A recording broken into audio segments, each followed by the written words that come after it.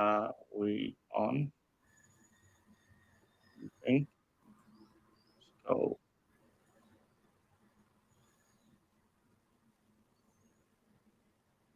just double checking that we're on.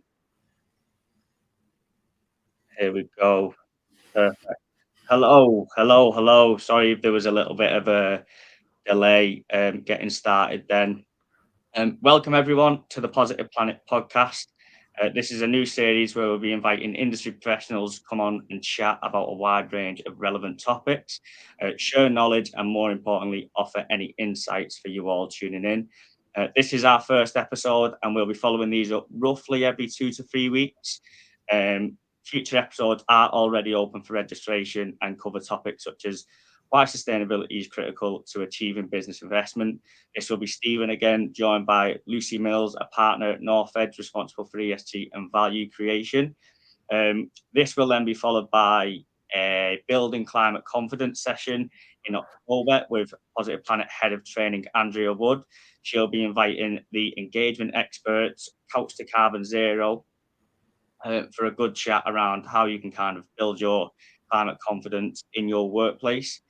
I will share some details of these during today's event, but you can find them all on the Positive Planet LinkedIn page. My name's Billy. I'm joined today by Stephen Henry, the co-founder of Positive Planet, for what I expect to be a very enlightening first episode around a really interesting topic. So, Stephen, how are you? How's your week been? I feel like I've not seen you for ages. I know, ships in the night this week, Billy. Yeah, good to see you. Thank you for the introduction there. Really good week. Lots of stuff going on that's sort of very close to my heart and very close to this subject in terms of how we get from intent to impact with clients. So it's something we're really big on at Positive Planet, and we really try and focus on. So this week we've had lots going on. A lot of things happening around training this week. So we've been delivering a strategy workshop and a carbon literacy training session for a client in the housing sector, climate awareness training for a client in hospitality, and carbon literacy training today for a private bank. So really diverse, but really interesting, and some really good outcomes coming out of the sessions that we've done so far. And that's alongside all the normal stuff that we do in any ordinary week around things like carbon footprint measurement and reduction planning. So really busy week. Our team's been here, there and everywhere. Lots of activity going on around that. And but a really fun week. And I'm really looking forward to today as well. No, definitely. Really busy week, it sounds like, and definitely ready for the weekend. Yeah. So we do have a really interesting topic today, a really stark statistic, why businesses fail in their sustainability efforts, and typically, in really large numbers. So, the statistics there, it's the title of the episode. It's quite a depressing statistic, and it's one that businesses are clearly struggling with. So I'm pretty sure today's episode will be quite revealing and insightful and help some of them businesses who kind of need a few answers. So Stephen, just to kick us off, a 98% failure rate for sustainability programs is a depressing stat. There's no way around it. Can you talk me through the statistic, and can you talk me through the research? Absolutely, yeah. So I think what would be useful is just a starting point on this. So, helping clients move from intent to impact, something that's really important. I touched on it before. And, we're really keen to kind of support organizations through that process. And it's really important that they make that transition and start to see that momentum. Otherwise, we would expect projects to fail. And so I was looking around to see if I could find some research, and I came across this statistic, and it was a really depressing stat. And I started to look into more research around it and looking at what else I could find. And most of the big consulting groups have done, consulting organizations rather, have done some work into measuring level of success on things like sustainability net zero programs. And they all paint the same depressing picture. And that was backed up by research carried out by educational institutes, so universities, etc. as well. And that was somewhere between 98% and 89% of sustainability programs and net zero programs failing to achieve or exceed their stated goals. Now, I caveat this a little bit that, in most cases, most organizations are setting out what are fairly long-term decarbonisation goals. So we're not saying they set out to make a 90% reduction in emissions and fail to achieve that. what the research is typically showing, and what we see as well in our own client base, is organizations who start a project and set out with some short-term objectives about things they're going to do, and then quite quickly get derailed and are missing those shorter-term goals that they've set out to achieve. And once you do that, it's really hard to get back on track. And we see typically, those projects, those programs where they don't get that early success, starting to deviate away from the goals, and the enthusiasm, the momentum going out of those programs quite quickly. So more work required to get them back on track. So putting this in context a bit, because it sounds really bad, and I've been involved in business change for most of my career, and I was aware that about 1 in 10 business change programs actually deliver or exceed their stated objectives. So, it wasn't a huge surprise that in sustainability programs we were getting similar results, and in some cases worse results. And it was disappointing, it was depressing, but as I say, it wasn't a massive surprise. So we started to compare and contrast that against what we're seeing in our own clients, and look at what are the success factors for those that stay on track and perform well versus those that don't. Because we see typically about a 50-50 split in clients that are start a program and go on to achieve what they set out to do and stay on track, and often overachieve against that. I think one of the criteria here is that early success leads to greater investment and enthusiasm in the project, which then means that the program typically starts to outperform quite quickly, versus those that fall off, unsurprisingly, lose traction and momentum quite quickly and deviate quite fast from their goals. And struggle to get back on track. So it was kind of slightly in favor with our own clients, as I say, close to 50-50 split, slightly more in terms of having positive impact and seeing some actual results for their actions, versus those who had really failed to get started and failed to get moving. When we looked at this, one of the things we sort of categorize our clients by is the reasons why they're engaging in the program and why they're engaging in net zero sustainability. And we break this down into 3 different types, which is organizations who want to do something where sustainability is at the heart of their brand, their DNA, and they've got real internal drivers to do this. Those who need to do something where they may be seeing some market forces, they're seeing some action elsewhere, they're being asked questions by clients, or they're seeing increasing customer desire for sustainable products and services in their sector. So that need to do group, not quite under pressure, but are starting to see things that are causing them to move.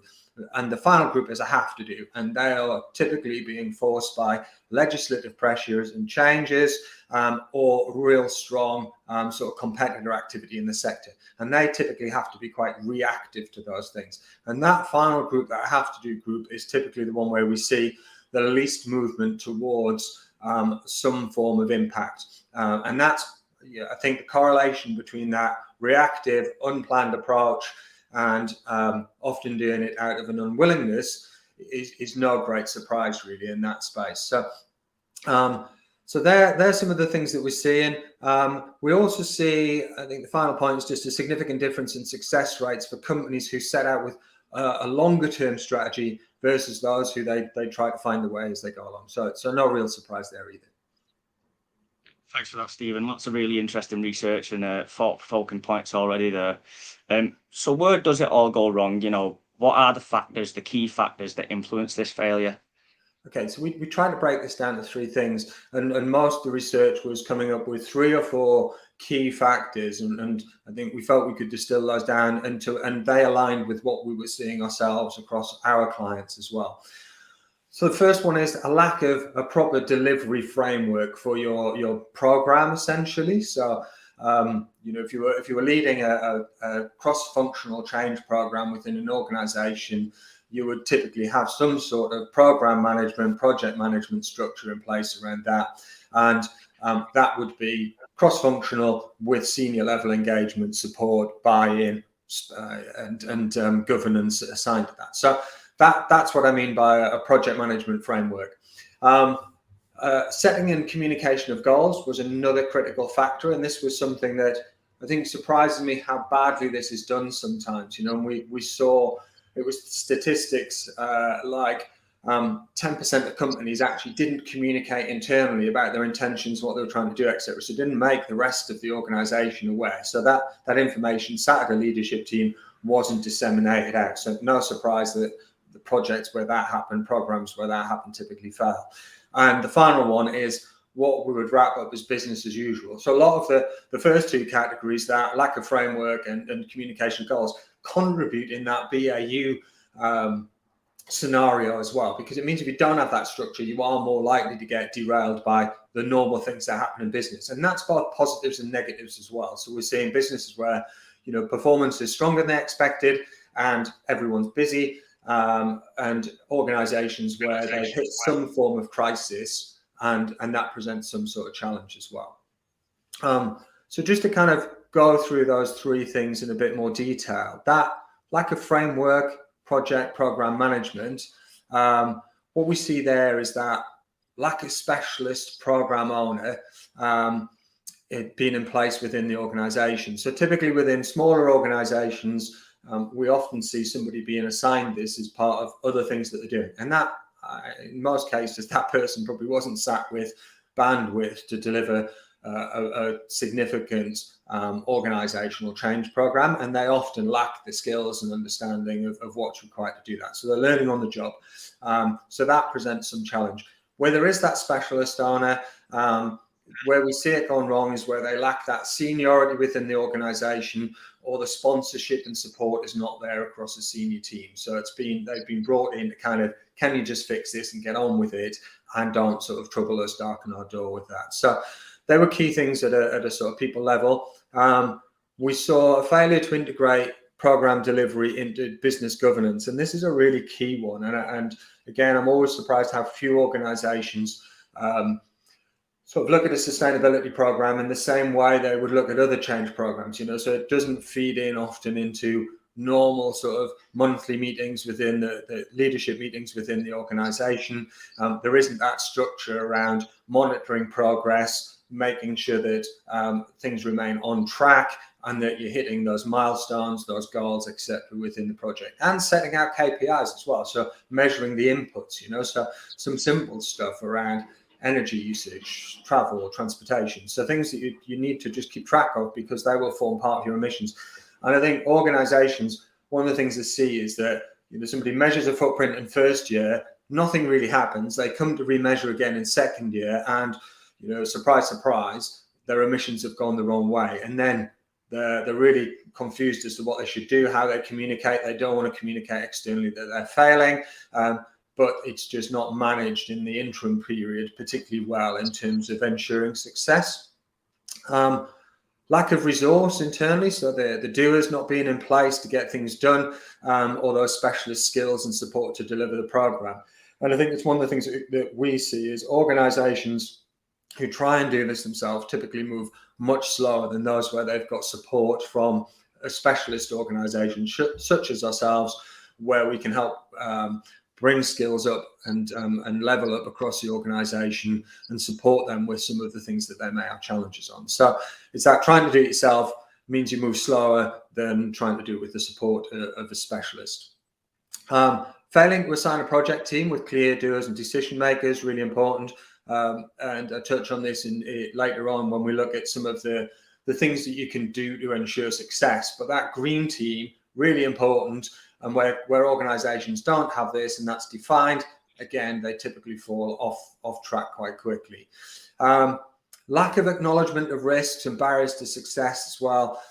Real key factor, you know, just jumping into this, getting your reduction plan, starting without thinking about what might stop this succeeding and what are the things that could get in the way of this, and acknowledging some of those and identifying how you need to prevent those happening in the early stages was a significant risk factor. A lack of CEO support and action for the program, really important here. CEOs not leading by example is a factor in typically somewhere between 25 and 30% of programs failing. So that CEO engagement and really living the behaviors is really important, and understanding as well, you know, and I touch on this a bit as we talk about the business as usual activity, it's something as a business leader myself, we've been educated in a certain way of managing a business in terms of growth and profitability, and sustainability is a new metric that I think a lot of senior leaders aren't yet comfortable in how they integrate that into managing their organization. So I think, a lack of confidence from a leadership team can be a real factor in this as well.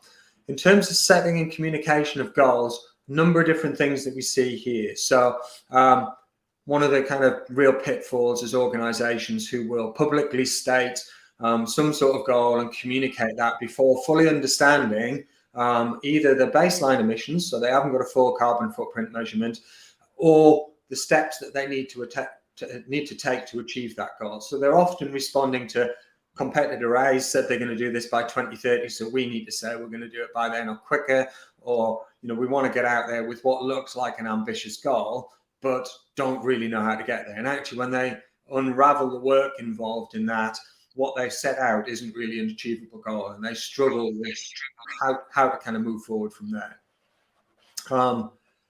Not sharing goals with stakeholders is another big factor as well.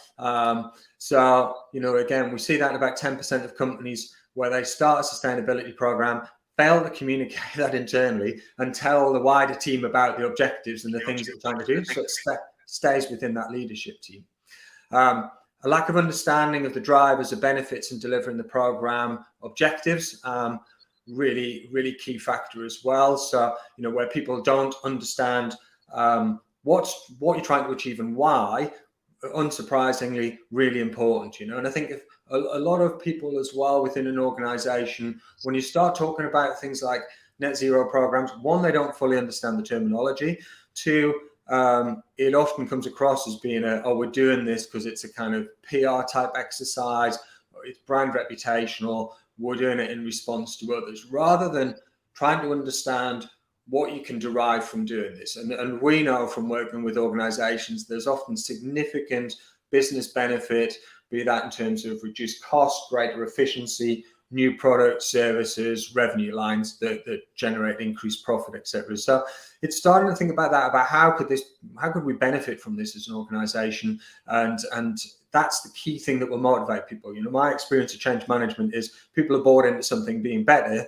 If you're trying to deliver a program that takes things backwards, nobody engages in that. So find the benefits, look for the reasons that will make this support your organization be a better place.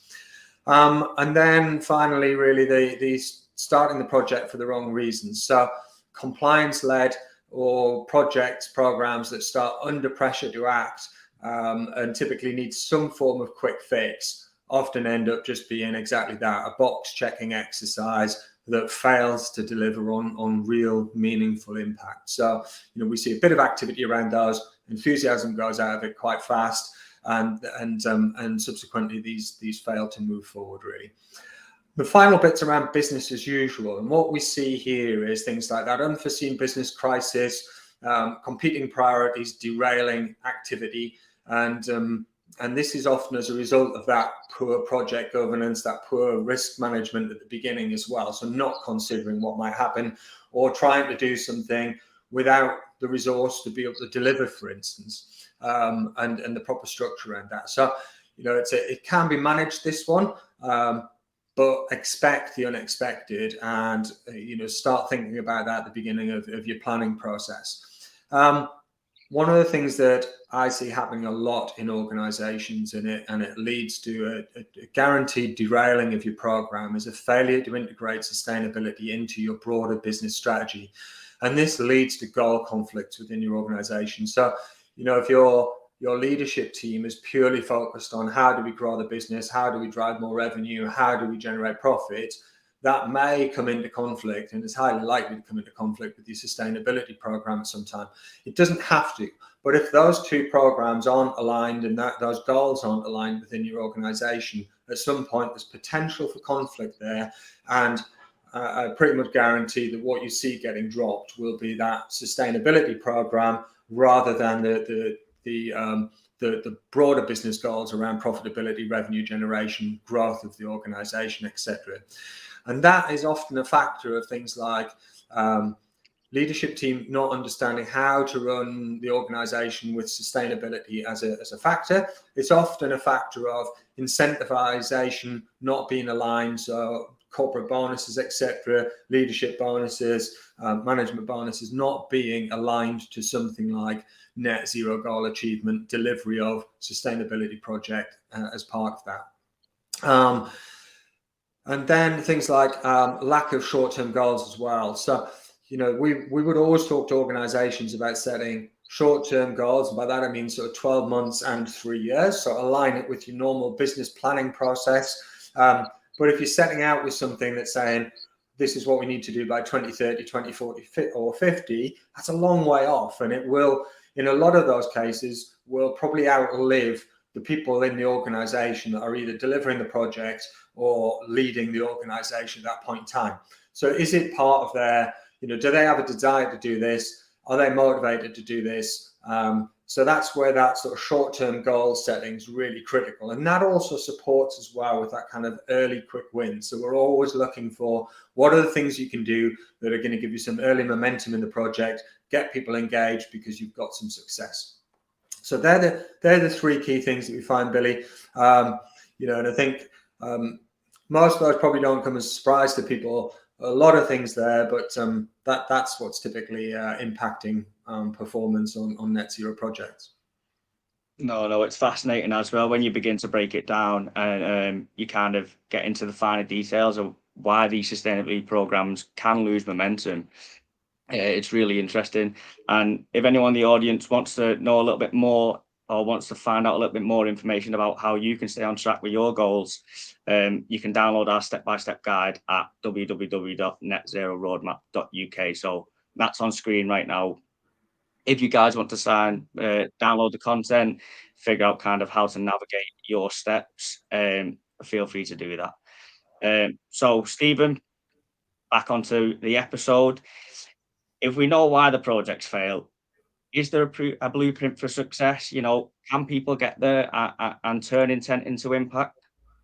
Yeah, I mean, I think what we're working on and we're constantly trying to refine this is trying to get that into a really systematic approach. What's difficult to kind of lay out is if you do all these things in this sort of these steps exactly, this is how you need to work. So we've got I think there's about 15, 16 things that we've identified as being steps you can put in place within your organization that help to guarantee success. So I'm always looking at, if you do all the right things in the right way at the right time, you get the right outcome. The timing bit depends a little bit for organizations. So, there's a few of these things that you need to do in conjunction, a few of these things doing consecutively. So first thing we would say is, if you haven't done this already, set up your green team internally. If you're a large enough organization, get that cross-functional representation from across the business and ensure that you've got ideally CEO representation within that group as well, or certainly senior leadership representation and somebody that is going to support this to get things done at the highest level within your business. So that's the first thing, set up that green team. Second bit, determine the key drivers behind your program. So why you're doing this and determine what you'd like to achieve and lay those out and get that agreed then across your leadership team as well. So everyone's bought into what you're trying to do with the program. You need to identify those potential challenges that may derail or delay your program, assess the risks, so good project governance, risk assessment at the beginning, call those out, talk to your leadership team about the probability of those things happening, what you can do if they do happen, how you navigate around those things as well, and how much support you have for the project and be trying to garner and understand some of that at the beginning. Make sure you've got your leadership buy-in for the program with agreement for deliverables and outlining your budget as well. So, ensuring that you've defined some of these things. Starting to think maybe about things like, do you have some sort of carbon tax mechanism internally as well, so that you can start to look at cost benefit analysis against some of your programs, find mechanisms for measuring the success, and decision making around the program as well can be really useful. I would say as well, set budgets and targets aligned with your normal budget and targeting process. So do that across your organization, set those targets for teams as to where they need to get the carbon emissions to. So Possibly can't do that in your first year of measurement, but that should be something you aspire towards as you get more detail in your carbon accounting process. Is how do you do that at a team level and assign out those budgets and targets. Make sure you've got the right skill set internally to support delivery. If not, can you plug that externally? Do you need training and support to do that internally? Starting to think about measurement of your carbon footprint in line with a recognized methodology. So what we see sometimes is where organizations have measured incorrectly. If you start off with the wrong baseline data, you then focus on the wrong things. In terms of reduction planning, plan your carbon reduction initiatives, placing more focus on those with the greatest materiality and those that are easiest to address. So don't sweat the small stuff, focus on hotspots in your footprint with the materiality. And I would say start with those that are greater than 5% of your carbon footprint. So that's where you will get some big wins in your first 12 months, 24 months in terms of reduction activity. When you've got your reduction plan, start to work towards that being validated by an organization such as Science Based Targets Institute. And this gives you the confidence then to share that externally and talk about what you're doing, and gives additional validity to that kind of activity. Integrate sustainability into your policies and your working practices within the organization. So again, we see where organizations don't build that into policies, don't build that into the way they work. So looking for efficiencies, how we make our processes more sustainable, again, it typically falls down. So make sure you have that wording and then those the right kind of guidance within policies and practices. Share your plans with key stakeholders right across your organization and externally as well. So if you've got a significant supply chain, you need to start talking about value chain right at the beginning, signpost your intent, and then start engaging them with the activities that you're doing. And this is typically, signpost in year one, start action and activity in year two, and build on that on an annual basis to improve that. Communicate your goals and objectives externally as well as internally. And organizations who succeed are typically the ones that have put out some sort of public commitment alongside steps that they're going to take to get there. And they talk about this on an annual basis. So we see best practice has been doing something like net zero reporting, climate impact statements, ESG reporting, where you commit every year to the things that you're going to do as an organization and try and forecast the impact they're going to make. And then you report on that progress and talk about how you're performing, good, bad as well. So I think that's a real big thing. And that public commitment also helps you ensure that your organization stays behind that goal. Nobody wants to talk about failure publicly, so it helps keep that momentum. And it's about 25% of projects that have that publicly stated goal are more likely to succeed than those that don't. And integrate sustainability targets into company incentivization and bonus schemes, so ensuring that leadership team, management, whoever else is part of this, has some form of the criteria around those bonus incentivization structures being focused on delivery of the sustainability program. Cheers, Stephen. Lots of really helpful points again covered there. Just let me pop the on screen. So as I've said, many things businesses can do to ensure the sustainability program obviously stays on track. We've had the factors influencing failure, and then a lot of step-by-step kind of points that businesses can do just to make sure that they kind of don't derail on their journey. For more information or general support about kind of achieving your targets, you can book a meeting with a member of our team by visiting the website on screen, www.netzerocall.uk. That does kind of bring us close to the end. We may have time for a couple of questions, which I did see come in. We've got one from Anvar, Stephen. Let's pop that on screen. What do you suggest for raising awareness on sustainability in the society where former is in lack? Right, interesting question. And I've just seen a hello from Uzbekistan from somebody. So hi, Uzbekistan. Thanks for joining us today. Hi, Anvar. So I think this is a difficult one in terms of trying to do this, sort of within yourself and trying to change society. So I think it's a bit like within an organization, often a top-down approach works really well with these things. I think in terms of your own organization, your own community is where you can start. So I'd say be influencing the things that you can. Something like carbon literacy training is a great way of raising awareness, and it's something that I know there's a real keenness to roll this out globally as well. So we're seeing a massive movement in carbon literacy training in the UK. We're seeing a real huge take up in this. And, the feedback we get can typically be summarized from clients saying, everyone should have to do this. And if we did this, it would fix the climate crisis. Now, I'm not sure it's quite as brilliant and all consuming as that. But I do think something like that, training that people can access, climate awareness training, carbon literacy training, those kind of things are something that can have a big impact. So that's something on a global basis. Look, we would be really happy to engage on that. I'm really happy to pick this up offline, Anvar, and talk to you about how we could support you to do that, and anybody else across the globe. We've got something called there's a Carbon Literacy Awareness Day coming up in December that coincides with the beginning of COP. What number are we on now? 28, is it? Losing track.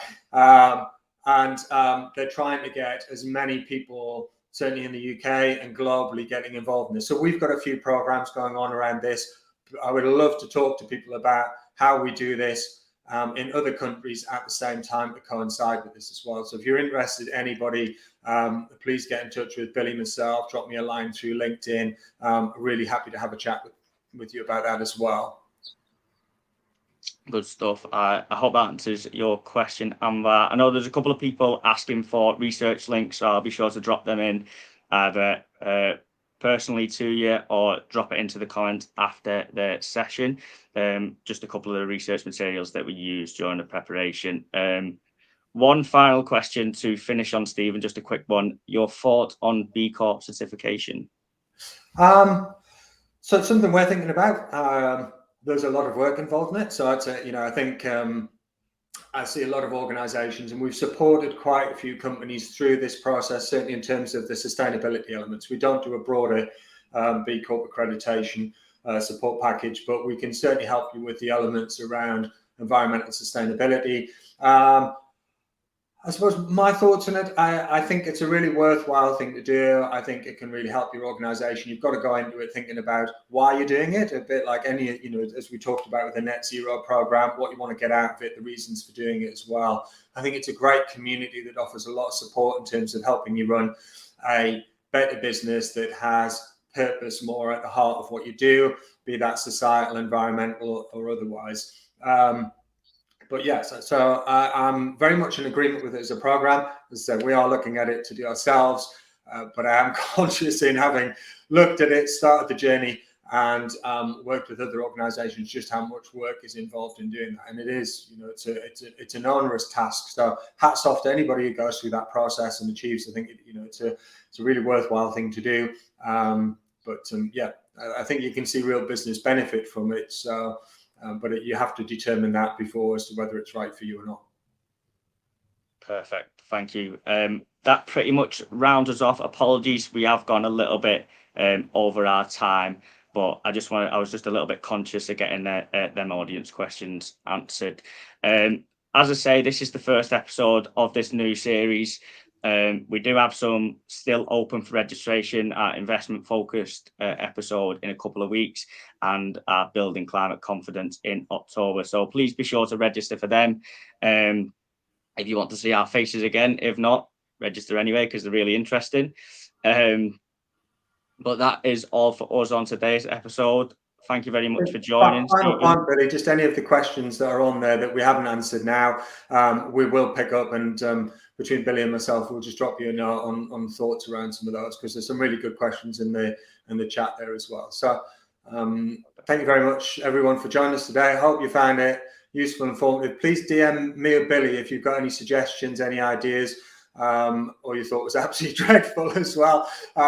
Do let us know, because we are committed to try and make this better, and it's the first one of these we've done. So I hope you found it useful, and thank you very much from me. Thank you, guys. See you next week, or in a couple of weeks, should I say.